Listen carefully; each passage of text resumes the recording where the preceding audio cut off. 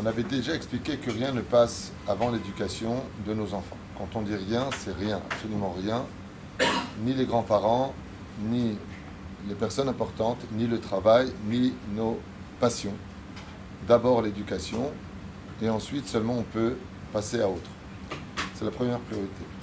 Les deux priorités dans l'éducation, hormis ce que la Torah nous ordonne, Vedibar Tabam, de leur enseigner la Torah, les deux choses sur lesquelles Behemet, le Shulchan Aruch insiste. Chayav Adam lechanech et banav uvnotav. Chayav. Dans les halachot, on apprend qu'on est obligé d'apprendre à nos enfants à respecter les autres. C'est chova. Le devoir d'apprendre à nos enfants de respecter. C'est marrant de lire des choses comme ça aujourd'hui, parce que c'était des choses qui étaient tellement conventionnelles et sociales avant, que ça fait presque de la peine de les lire. Aujourd'hui, c'est nécessaire de les lire. Avant, on nous apprenait à respecter, par exemple, nos professeurs. Le jour de la bar mitzvah, on avait l'habitude de lire une lettre, et dans laquelle on remerciait nos professeurs, et on avait du respect pour eux. On avait du respect pour les grands-parents, on avait du respect pour tout celui qui nous entourait, qui était juste plus âgé que nous. Et une des règles principales de l'éducation, c'est d'apprendre à nos enfants à respecter la police, respecter les gens qui sont plus âgés que soi, respecter toute personne. On ne répond pas, c'est une personne plus âgée, lève-toi. Et cette règle-là est primordiale. Ici, dans la halakha kaf'e, Chayav Adam lechanech et banav uvnotav aktanim shechabdu et asaba et asavta v'nahagu bahem kavod. Et particulièrement les grands-parents. Alors cette loi-là, je peux vous dire qu'elle est masée d'actualité. J'entends aujourd'hui même des parents qui disent à leurs enfants, tu fais ce que tu veux. Alors tu as des grands-parents qui vont dire, mais dis-moi, tes enfants ils disent pas bonjour. Oh, vous nous saoulez avec votre bonjour. Reshaim, poshaim, vachataim. Zalacha.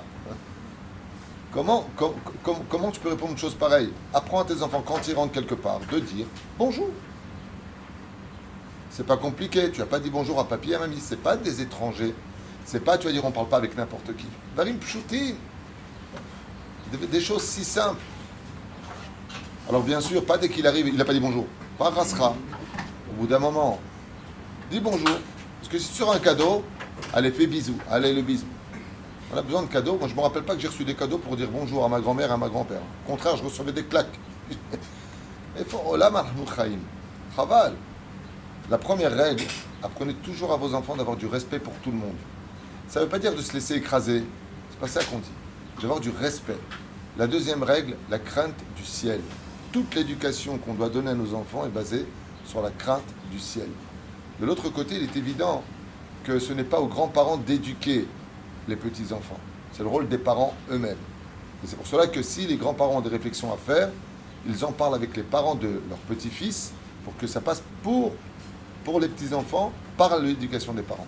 Parce que ce qui risque de se passer plus tard, c'est que le papa de l'enfant, il dit va à droite, le grand-père, il dit non, il faut aller à gauche, et l'enfant, il dit vous dites n'importe quoi tous les deux.